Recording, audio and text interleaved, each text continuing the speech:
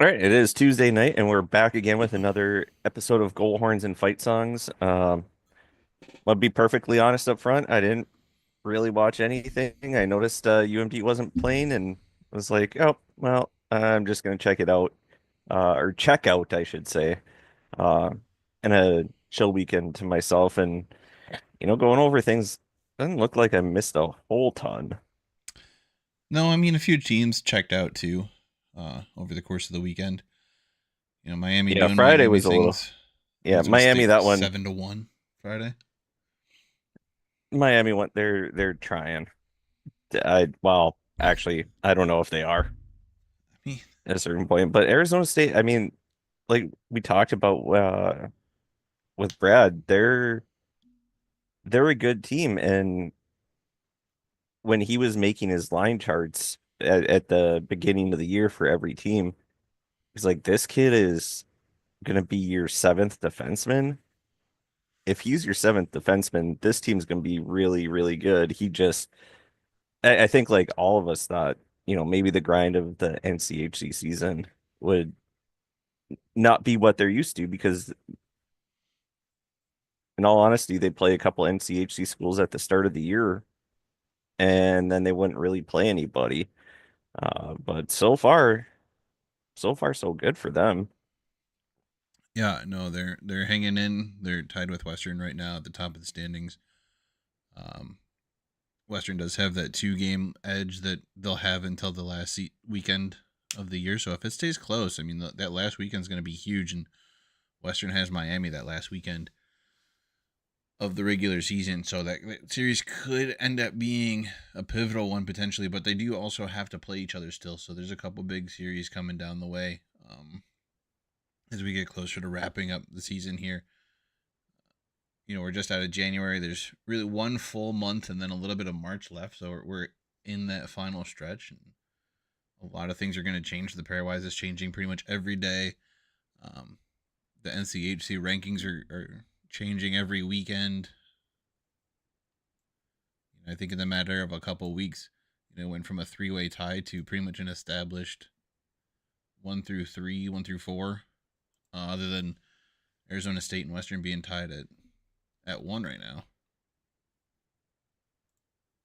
Yeah, things can change so quickly and you just have to have one bad weekend or you hope the team in front of you has a bad weekend and you're playing Miami because then you're guaranteed, well, pretty much guaranteed a sweep. Um, Yeah, but I mean it's Arizona State and Western tied at 34, Omaha at 31, North Dakota at 25 points. But North Dakota has only played 14 games. Western's only played 14 games. Denver sitting with 25 or 24 points in fifth with only 14 games played. So, those games played are going to be the important part coming the end of the season, and everybody's going to have that last weekend except Arizona State to make up ground at the very, very end of the year. So, mhm.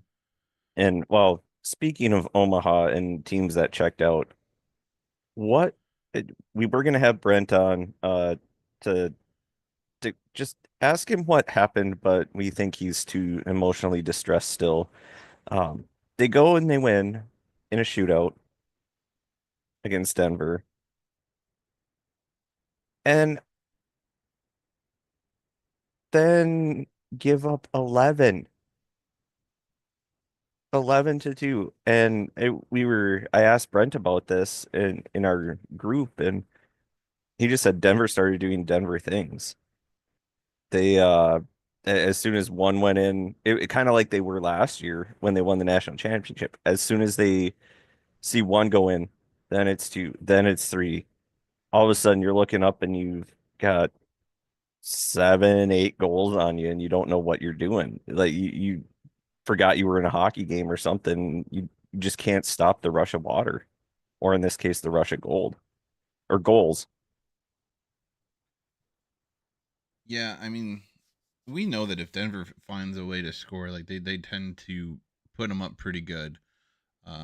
They're 10 goals ahead of everybody as far as goals for overall. on the season. They have 104 goals. Western's the next closest at 95. Um, in conference, actually, Western leads the way with 62 goals scored. Denver second with or third with 52 behind Omaha, who has 55.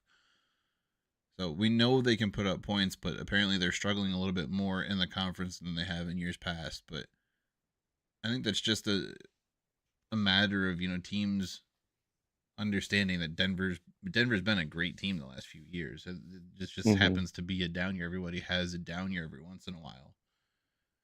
But Yeah, and it's not for the lack of talent. It's just I think more they have a little less depth than they did, but their top end is still so good. yeah, I mean, I think they still have one, if not two, of the top point getters in the country right now. Um, Carter King and Jack Devine Mhm. both playing extremely well. Devine seventh in points per game at 135. Um, I don't know if this is good news or bad news, but former UMD Bulldog Isaac Howard is number one in the country with 143 for Michigan State. Yeah, I did not like that. I did watch a little bit of the Gophers playing Michigan State, and they were talking about Isaac Howard, and I'm like, son of a. All right, well, you know what? Good for him. Like, I'm glad he's doing well, and he found a fit for him because I mean, he was fairly good for us, but I just don't think it was the right fit. The system Yeah. wasn't the right fit for him. But Denver has two players in the top 10, three in the top 15 for points per game. So definitely still an offensive force out there. I don't think they're quite getting the play on the back end that they've been getting the last few years. Um, Goaltending's down a little bit for them, but still a team that you have to watch here. I mean, they're still, I think, fifth or sixth. They're still ranked pretty good in the rankings. I think they're still pretty high in the pairwise too. So a team that's going to be there at the end of the season and knows how to win national championships, with a coach that knows how to win.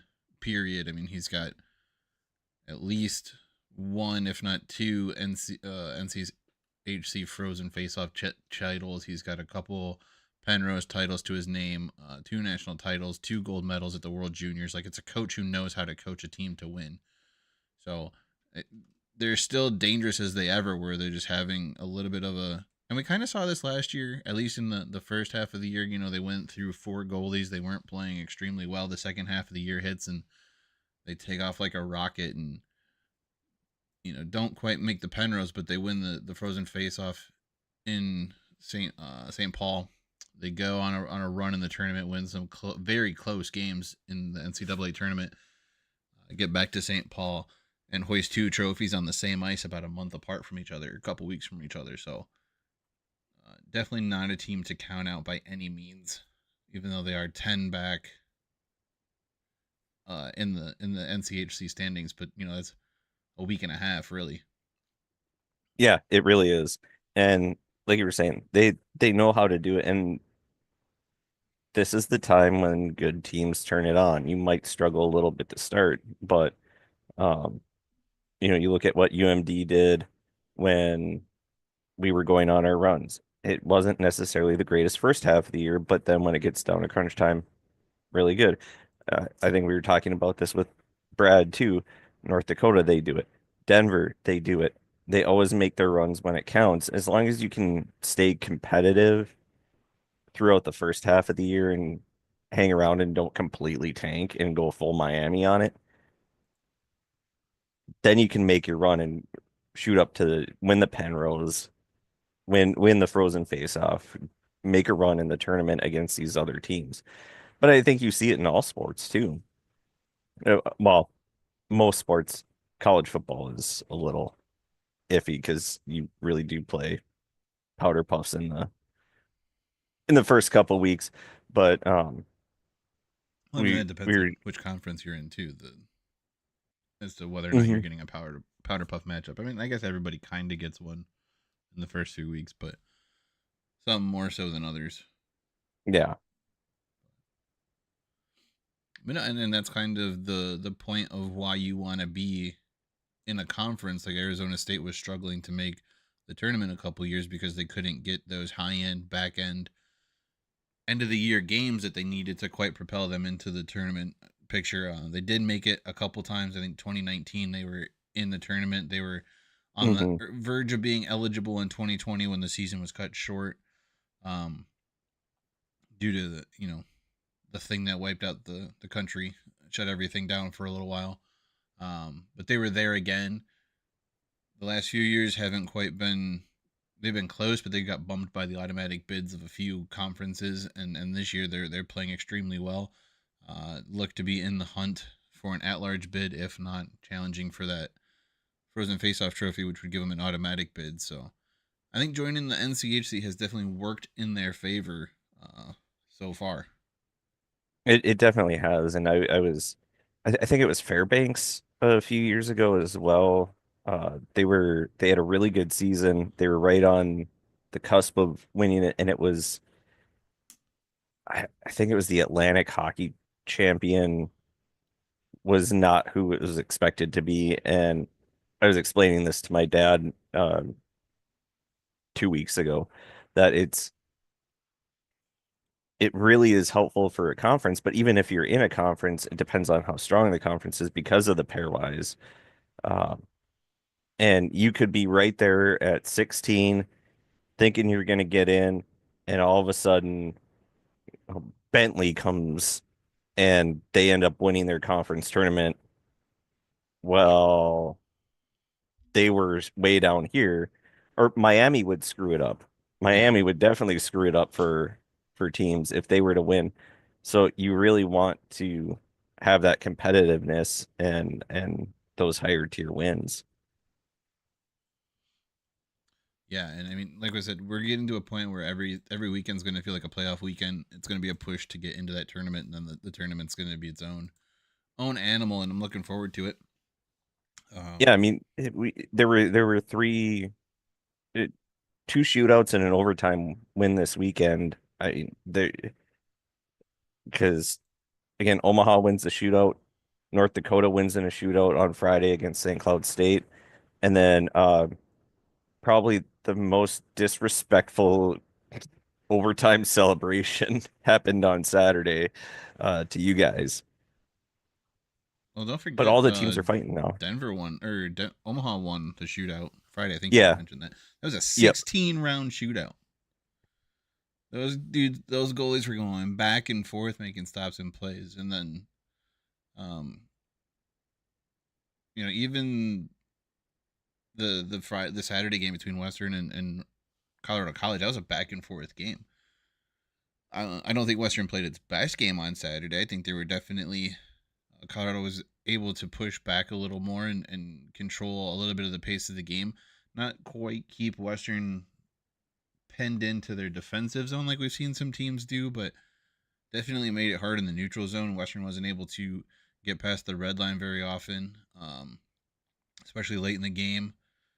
They couldn't capitalize 100% on the major advantage that they had at the end of the second period. Part of me thinks that that's just because of the way the penalty had come. I think if it had been a full five in the second, we might have seen Western get a couple on that power play as opposed to it being the first two, basically the first 2 minutes in the second period, the intermission, and then the last 3 minutes to start the third period, which gave those PKers a moment to catch their breath, to rest up, to get back in the game. Um, and I think a lot of teams say that offensively it's hard to, even though you're on the advantage, like it's weird being in a power play situation to start a period. Um, and it provides a lot of momentum for the other team if they're able to kill it that early in a period and then get going their own way. So it would have been a big goal if Western could have gone up 3-1. Um, but Colorado College makes a couple of good plays. They get a couple behind Slukinski and go in and pick one up in the overtime. And like I said, it didn't seem like they were really playing their best game on Saturday night, like they did on Friday. Friday was a much more controlled game by the Broncos.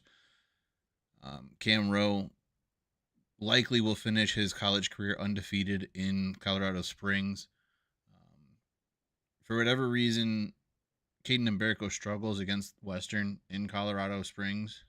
Um, Western's never failed to put up at least three on him, and they have yet to lose to the Tigers in Colorado Springs in Ed Robeson Arena in regulation. So usually they play pretty well there. It was just a slight hiccup on Saturday, and they still come home with 4 out of 6 points, which keeps Arizona State at least in within touch.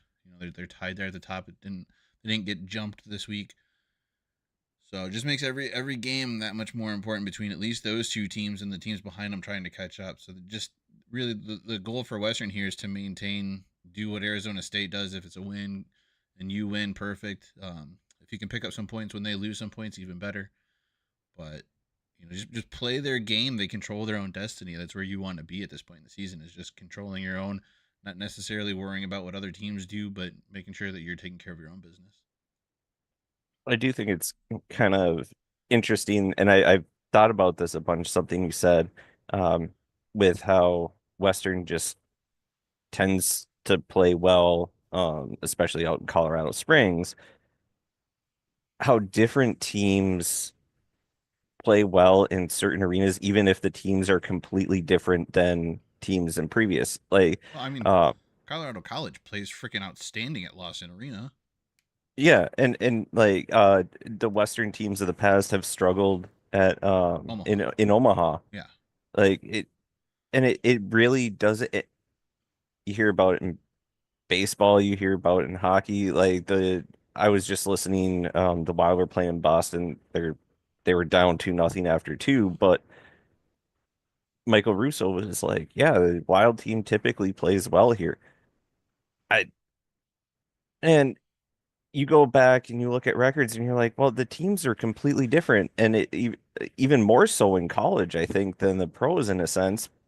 Like, Well, I don't know if it's.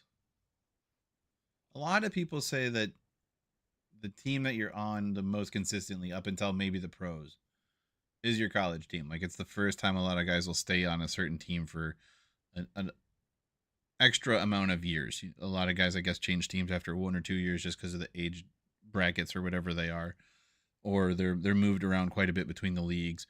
But there's really the first sense of stability on a team is college.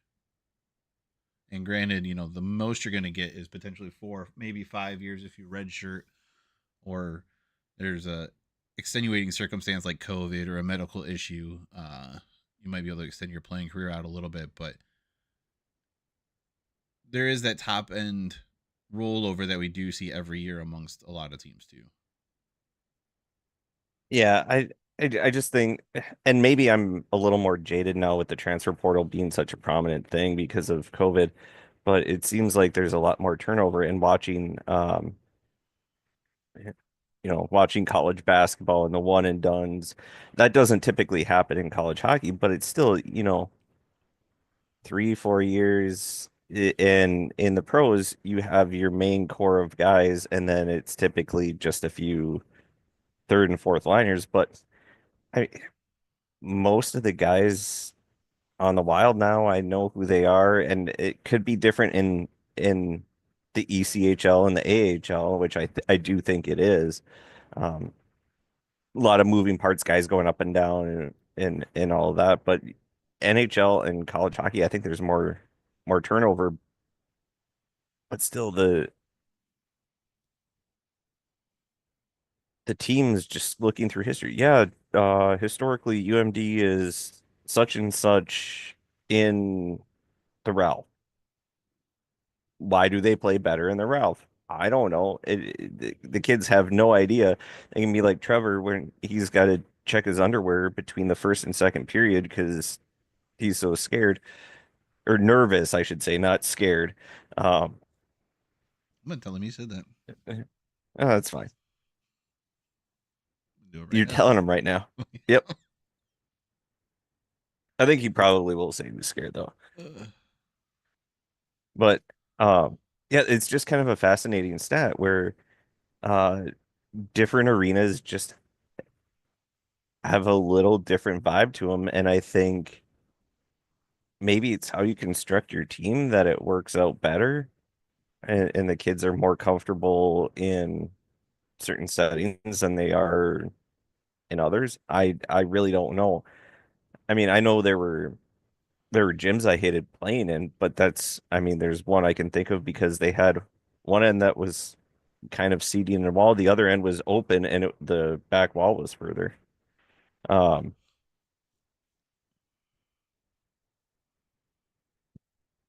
yeah, you're a rat bastard. I don't think I can be when I literally told you what I was doing. I know. Um, yeah, I don't know. I mean, there was definitely, depending on what sport it was, there was definitely places I wanted to go in and be uh, more dominant for sure.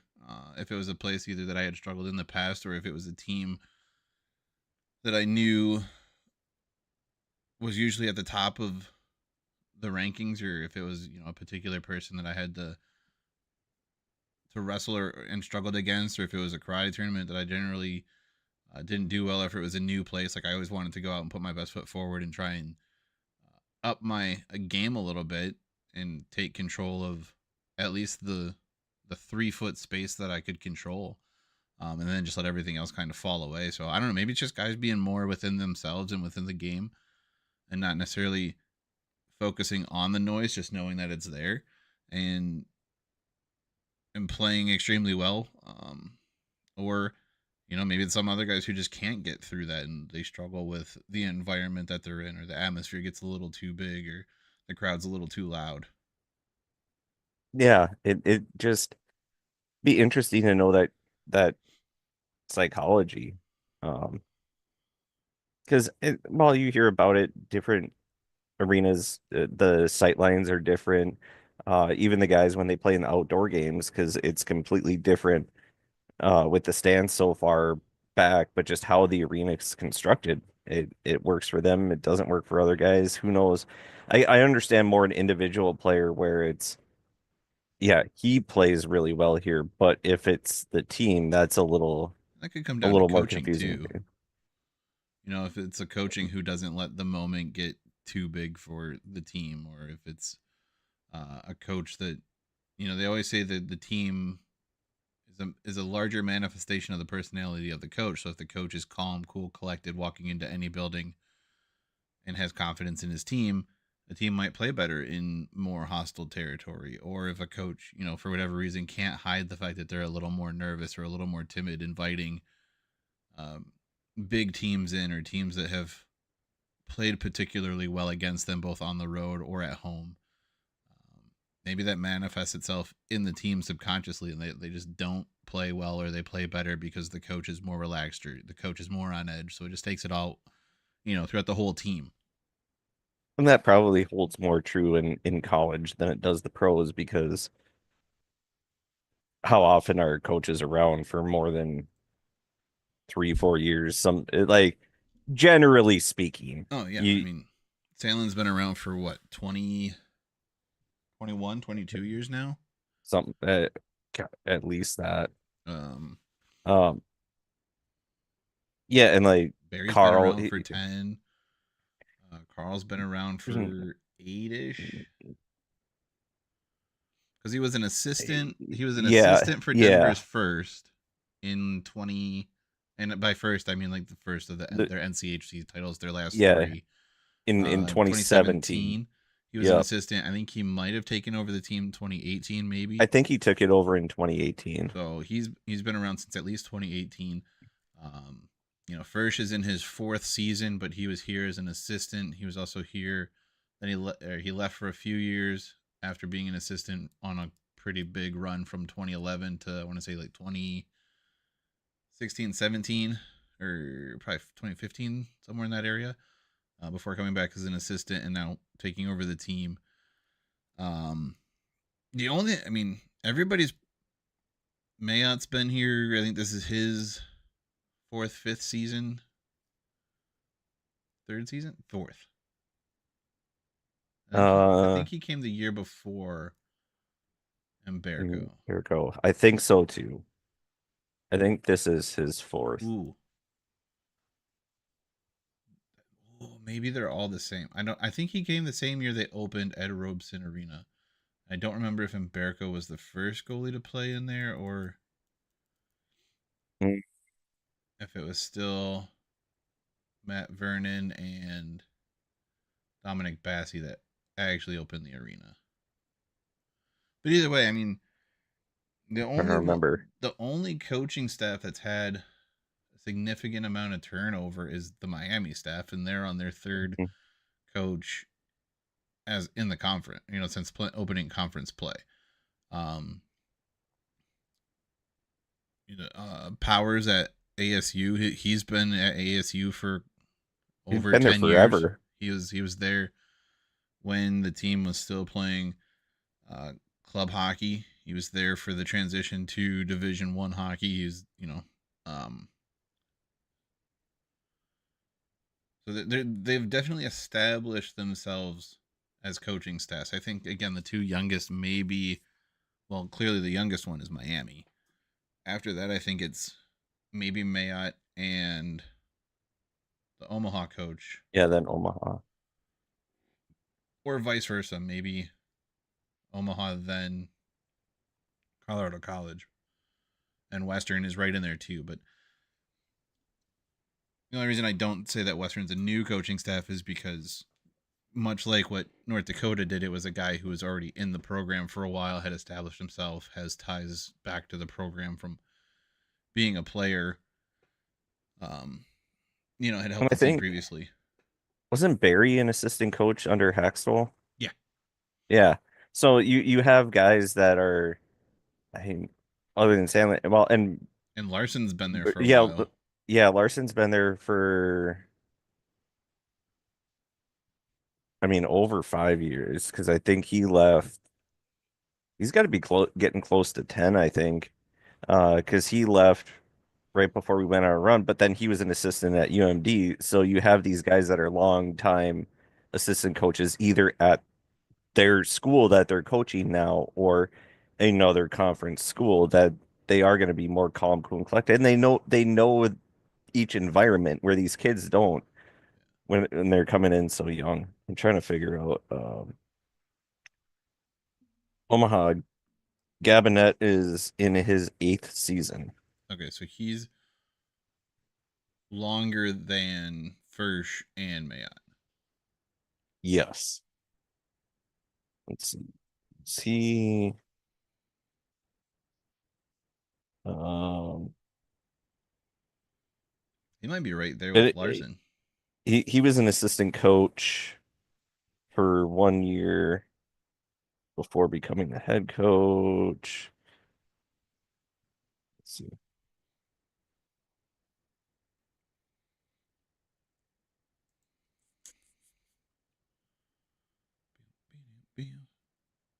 Larson has Larson's seventh. Yeah, I was gonna say I think those two were pretty close. So like them, so That's Gabinet, right. Larson, and Carl all kind of took over teams at about the same time. Mm-hmm. Yep. And then the next wave was Mayotte, Fersh, and Bergeron was kind of right there before them in Miami. Um, and then before them would have been Barry taking over for Hextall, and really Mhm. the only one who's been established since the beginning is Sandlin. Yeah. He's the old grizzled vet. But yeah, And Larson even won I mean as an assistant coach. even that team's gone through changes at the assistant coach level. Larson leaving, Herder leaving, coming to Western.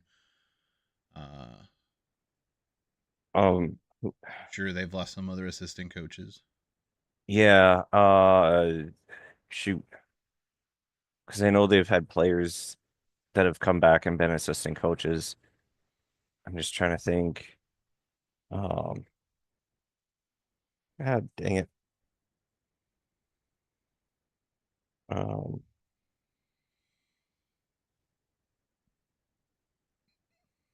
We just lost somebody too. Okay, so Sandlin's on his 24th season. Yeah. Which is also Uh interesting that he's been there the longest, and he went to North Dakota, didn't even go to I UMD. know. Oh, he's another Ranger. He's uh he's a Hibbing boy as well. Oh I'm not shoot. saying he's I not. just realized I have the same birthday as him. Good for you. You are birthday buddies. I know. Um it's not what I was trying to look up, but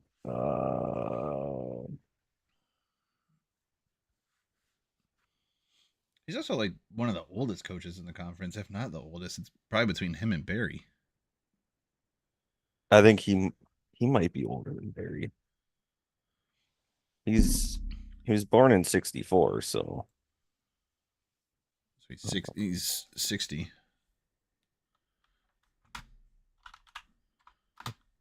Great. Now we have diverted so hard. I know we have. Now we're looking at to see who is the oldest coach. Barry is 59, born in 65, so he'll be 60 this year. Ha, we got the old geezer. Suck it. Barry is an April Fool. April 1st, 1965. Just throwing out his personal information like that. Oh no. So one of the coaches that we lost in 2022, I knew there was one name that was there. Derek Plant. Uh, and he was an assistant coach. Uh, well, associate coach from 2010 to 2015. Left to work for the Blackhawks. Came back COVID year for 2020 to 2022, and then now is an assistant with the Blackhawks. Um, and apparently is not fun to play against if you're a beer league goalie, as my brother did. But considering he was let's see, he had where's his points? 248 NHL points, 96 goals, and 152 assists. Yeah, that I think he was part of they call them the Sedin triplets because he played on a line with them. Hmm. But anyway, All yeah, right. I do think you're right. Coaching does matter a little bit more, especially in college when you have guys that are hanging around for a long time at these established programs, and they're hiring from within when some people will groan depending on how seasons went, but all these schools that Denver, North Dakota, a First who's been there, they they're hiring from within, and so they know that they've had some success, and these guys will continue the success. When you're in Miami, then you have to look outside to try and figure out what can we do to change the culture of this program. Yeah, and I mean, I think Miami, Colorado,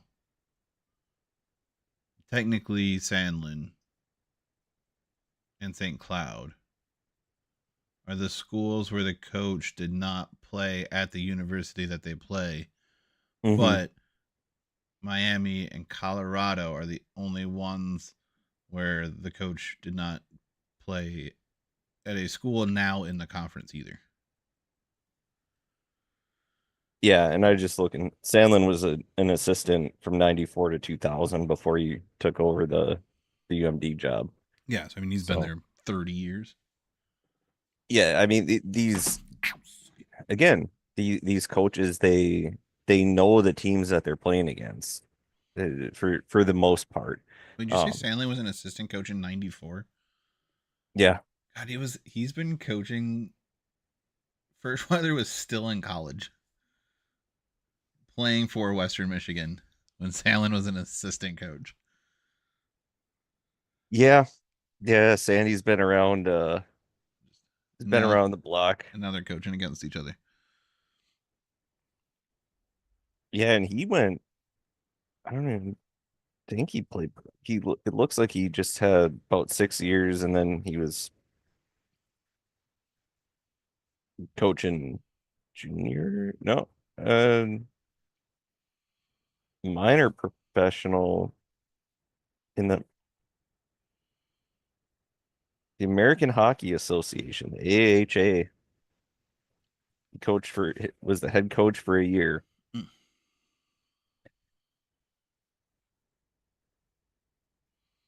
All right, let's Anyway, let's look forward to this weekend.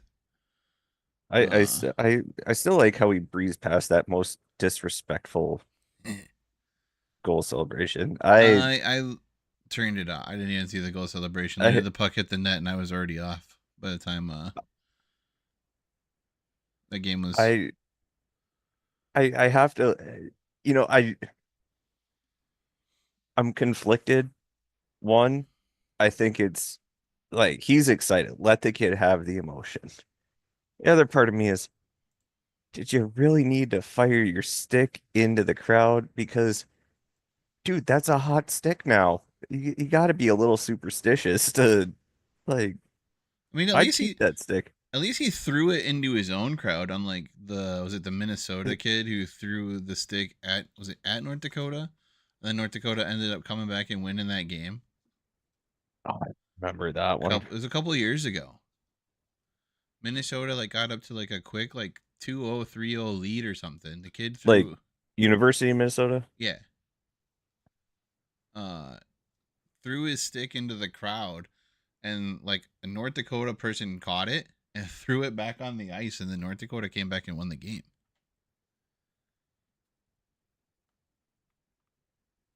Oh, I gotta look And it this was like a up. huge thing. Oh, it was Rhett Pitlick. Yeah. I think he was on the Wild for a hot second. Um, Like I think they literally call it like the stick game. Yeah, 2023. oh yeah, never mind. He's Rem was his brother. No, he transferred to Mankato, but God, and at least this was at the end of the game, at the end of the Yeah, series. that's what I'm Like there, saying. you can't. Uh, No, I definitely would have kept that stick to use in the next game. yeah. I mean, it's a hot stick. You can't.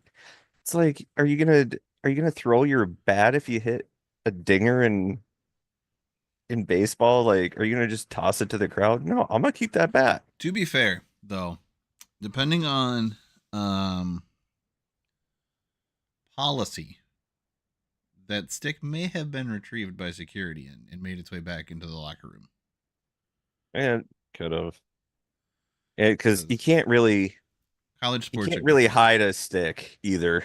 Now, to be It's fair, I do have a stick taped to my wall that I did receive in that city before the game started that I kept under my seat for the entire game and then had to mail back to myself. oh, it's But different.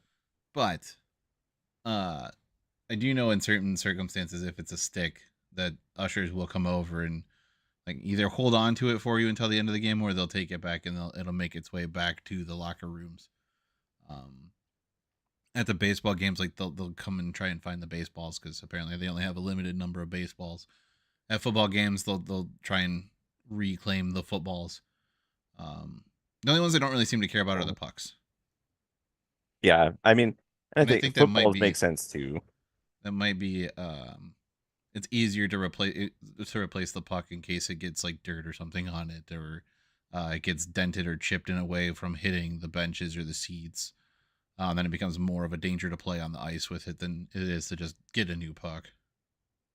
Yeah, and I mean, baseball they have so many, but like the more important ones they'll go get like Yeah. if it was a guy's first career home run, then they'll go get it. But for how many foul balls they go through Oh, each and game. how quickly balls get knocked out of round or scuffed, and it becomes an advantage for the pitcher, and they're trying to keep the game fair. They'll It, cycle through baseballs more than anything else. yeah, they'll like look at it and it's like, Yeah. you know, sometimes I think they got like 10,000 back there. Okay. But this weekend's Uh, games, who is the odd man out this weekend? Miami. Miami does not play this weekend, so they can't lose this weekend. Good for them. Good for them. I'm so proud of them. They can only fall further down. Well, they can't fall any further down. They can just get They, the step above is just buried getting more. further away. Yeah. Um, they're not moving, but somehow that hole is getting deeper. It's impressive. Uh, Western hosts a struggling St. Cloud team coming off of a shootout loss and a regulation loss to North Dakota. Um, that could be, Western coming off of an OT loss. A good series. St. Cloud still without their number one goaltender in Posh, which has really been what seems to be the key behind their deficit here in the second half of the season.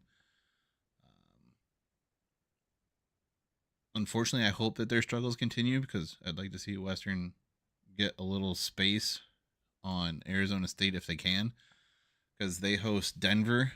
Denver, is going to be looking Hmm. to avenge that 2-game losing streak they had earlier in the season to Arizona State when they were, I think, the number one team in the country at the time. Yeah, And I Arizona believe they came in were. and knocked them off.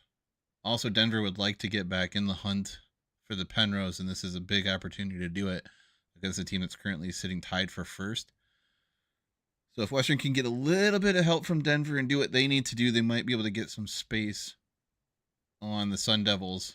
Um, Colorado And College. Oh, go ahead. well, I was just gonna say, I think Denver, that'll be an interesting game because they're you kind of want to say they're riding high off of putting up 11 on Saturday, but But how many teams put they, up a they, big they lopsided win like that and then struggle the next game too? well, exactly. But then Arizona State, they played Miami. Yeah. So they could be both struggling because yeah, Denver put up a lopsided number, but it's on a team that's currently what they're currently third in the standings. Um, that's not like playing against Miami where you could get a little complacent. So that I think that would be an interesting game because I don't know. I don't think Denver would get complacent from what Arizona State's done. I don't think they're going to get complacent, but that could be interesting. Friday night will be the CBS Sports Network game, and honestly, it's a tale like the tail of the tape on this one's interesting. Really, you have I think the number 6 team in the country in the rankings in Denver, a high teen rankings for Arizona State, but if you go by the conference ranking, you have the number one team or tied for number one team in the conference in Arizona State, and the number 5 team in the conference in Denver. Um, so non-conference wise, they're doing this as far Mhm. as the rankings and positioning goes of these two teams, and it's another one that could have implications later for the Penrose, but it's still I think Denver still has 2 games in hand on Arizona State, so not super telling yet, but we're getting there, and Denver's really got to find a way to stack up points and get some kind of cushion on everybody else to have a shot at lifting the Penrose before the final weekend if they're going to, because they have to win it the second to last weekend of the conference. I mean, I guess, yeah, because worst that could happen, or best case scenario for them if they don't win it the last weekend is they would share it with somebody on the last weekend of the conference and not even be on the ice to Which, be awarded the Penrose, which would be freaking hilarious. I mean, they are used to sharing it with people, like with other teams. Them in North Dakota have done it a couple times now, I Denver think. and North Dakota have shared it, Yeah, yes. yeah, that's what I'm saying. Denver and North Dakota. But Arizona State Oh, Arizona State, yeah. has to win it outright the second to last week of the season, or at worst, they could potentially share it if Mhm. they don't Yeah, win it but outright. then they're not playing, so Yeah. they'll just fly them in, Well, I and think there block are out. two versions of the cup. So they could potentially have one in Tempe on standby, and the guys just watching the games, and then wheel it in. I actually think that would be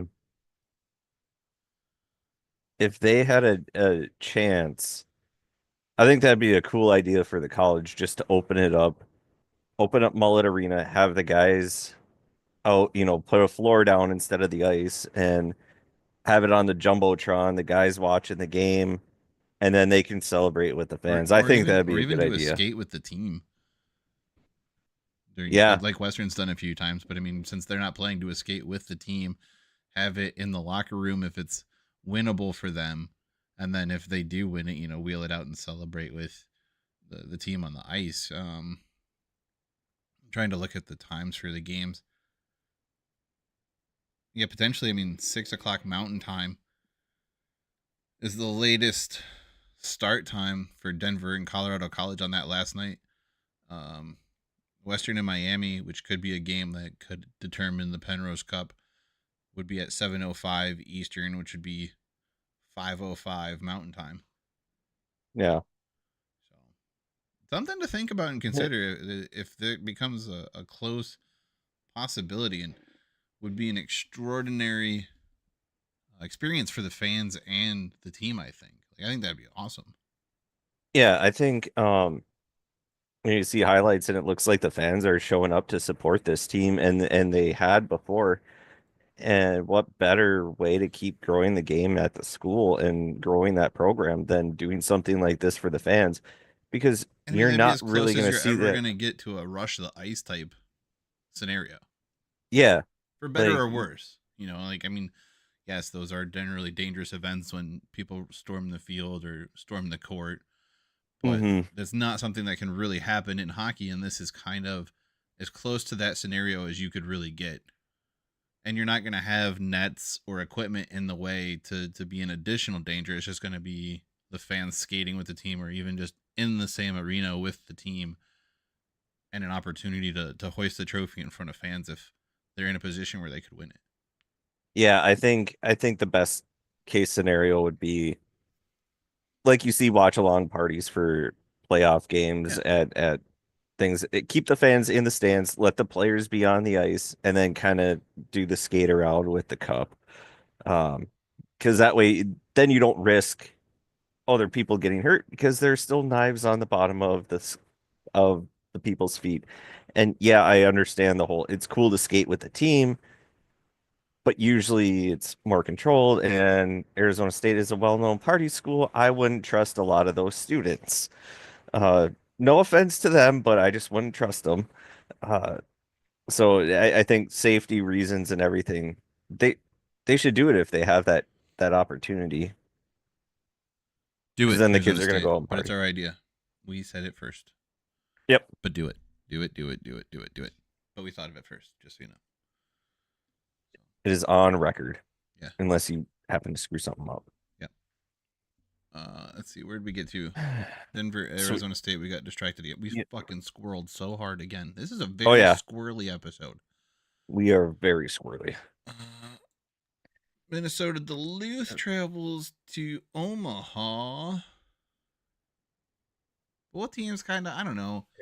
Omaha's up and down. That they've gotten it going a little bit better here in the second half of the season. Now that injuries have been mitigated and guys are returning.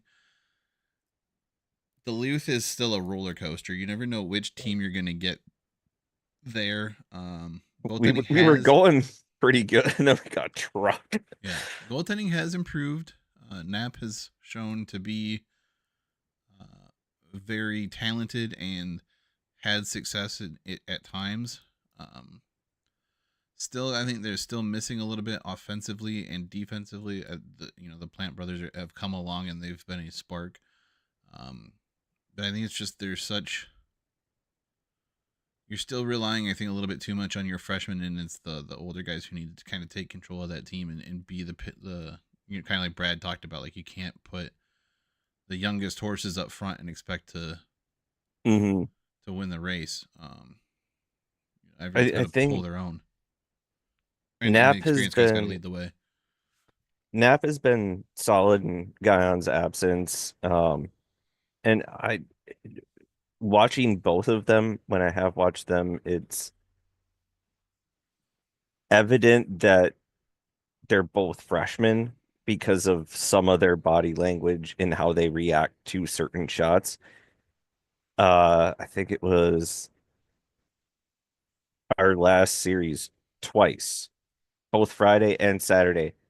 Routine shot just gets through Nap, and we have to save it off the goal line. And it's like, why? Why are they getting through?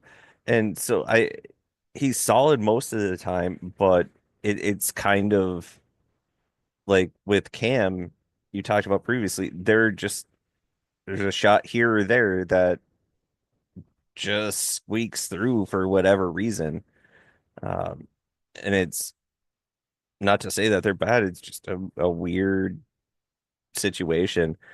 But I agree, I they have been playing better.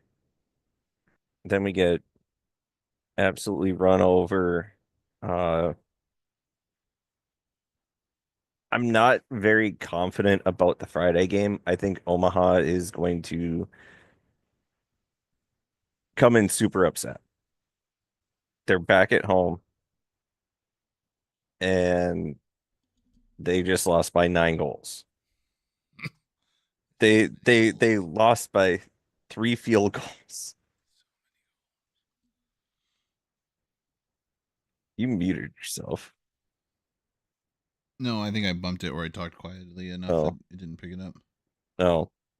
But I do think Omaha is going to come in fighting mad for lack of a better term and probably try and get revenge for that Saturday Denver game against us. And then I think Saturday will be a much closer game, much more evenly contested. See, those are the games where you have to figure out. Yes, you want to make up for what you did the previous game, but that game's over, done with. You can't really let that game dictate your play for this game because if you push too hard, the other team's going to take advantage of it. If you don't come out and answer the bell, the other team's going to take advantage of it. You have to play a smart, steady game, which both of these teams have struggled to do at times.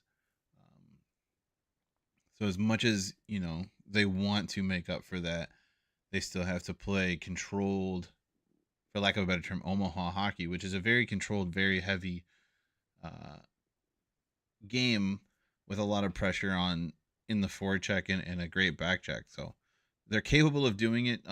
Just don't get too far over your skis and start trying to race downhill when really you should be trying to control yourself and not free Don't fall. sprint the marathon. Yeah. That's but I think that's gonna tell something about the coaching too. But I still think no matter how good of a job you do coaching, you're trying to tell 21, 22-year-old kids don't think about the last game. Well, they're going to come out, they're pissed off. That first 5 minutes till that first TV timeout, I think it's going to be There's the a thing faster too pace game. where a lot of guys say it's easier to rinse away a big loss like this than it is to to get over that close one goal game where you think it's a lucky bounce or both teams were really even and just a last second shot beats the goalie. Like those ones are harder to get over because you had the game the whole time. Where this one was really never in up for grabs. Like Denver came in and took control of the game and ran away with it. And maybe they weren't that focused in the game, like, and they realized that. And but this also goes where they're pissed off. They're really going to lock in Yeah.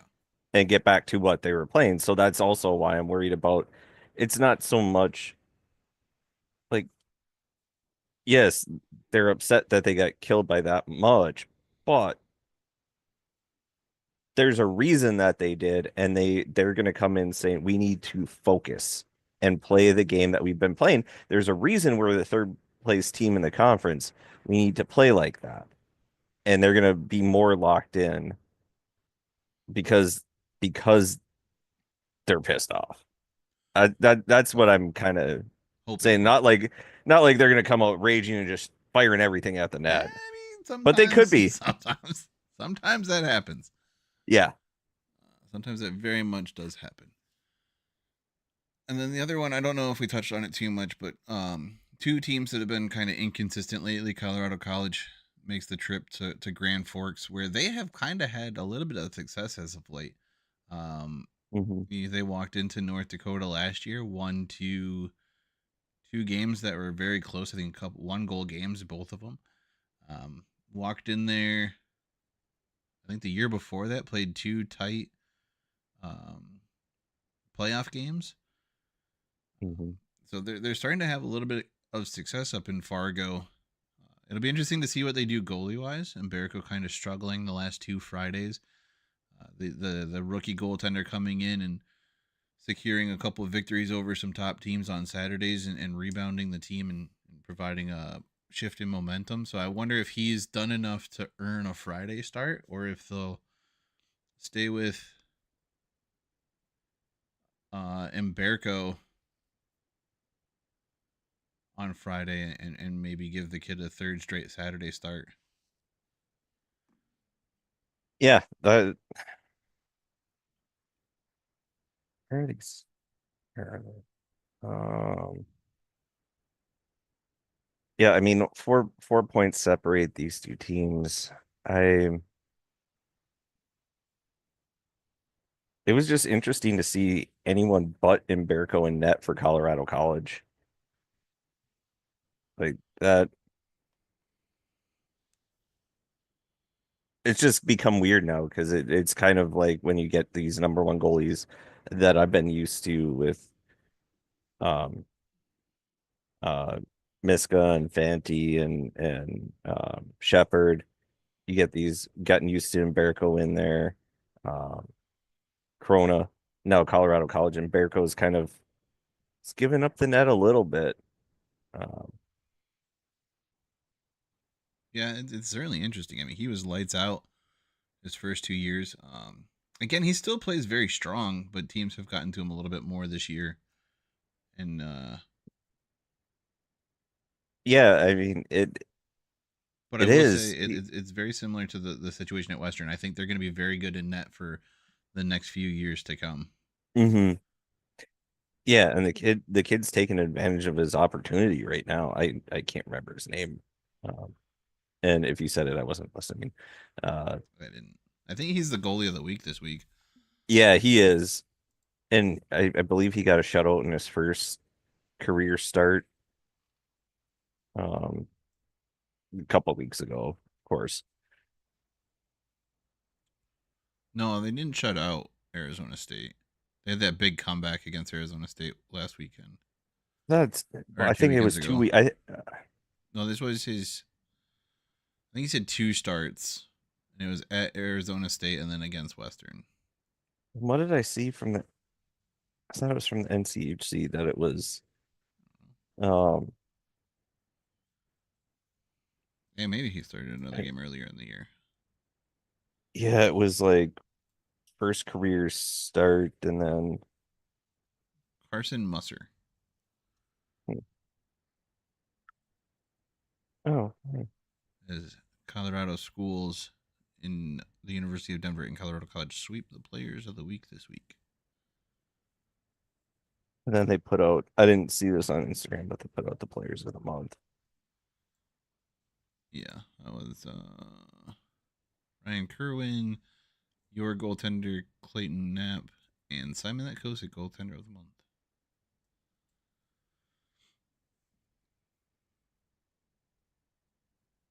I think that's the one thing that's kind of hurting the Western goalies is splitting time. Is neither one of them able to really. Uh, they've gotten a couple goalies of the week, I think, each of them, but they're not putting up the numbers.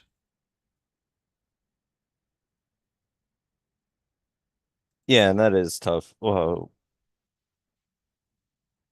that is tough when you're only playing one game. And we've talked about it before, even when we had talked about doing our awards or our goaltenders of the week. Um, yes, shutouts do take precedent, but it helps if you play both games versus just one. Like, yeah, you may have gotten a shutout in the one game that you played, but I think it you also should depends get on who that team was against too, which is how we rated it. If you're you, shutting out the number one team yeah, in the conference or the number one team in the country, like that's going to weigh a little bit heavier, even if it's only one game, as opposed to right. say shutting out Miami. Um, Yeah. Now, if you shut out Miami in back-to-back nights, yes, I will consider that very highly impressive because it is hard to do that back-to-back nights. Yeah, just regardless, no matter who you're playing, it's hard to shut out a team 2 nights in a row. Yeah. But it is Miami. I'm There may be some high school teams here that could compete with them. I don't necessarily want to go the full route of Alabama football could beat the worst team in the NFL, but I think it would be a competitive game. Uh, I think Miami might struggle against the U.S. development team this year. The last couple years, they would have struggled against the U.S. development team.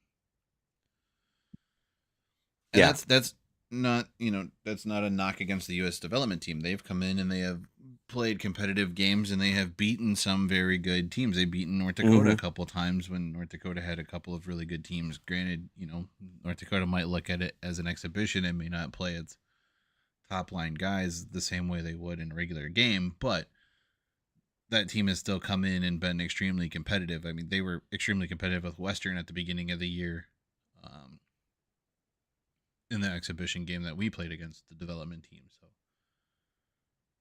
Yeah. I mean, there are certain teams where you may not be playing everyone, but you look at Denver losing to UNLV and their club team.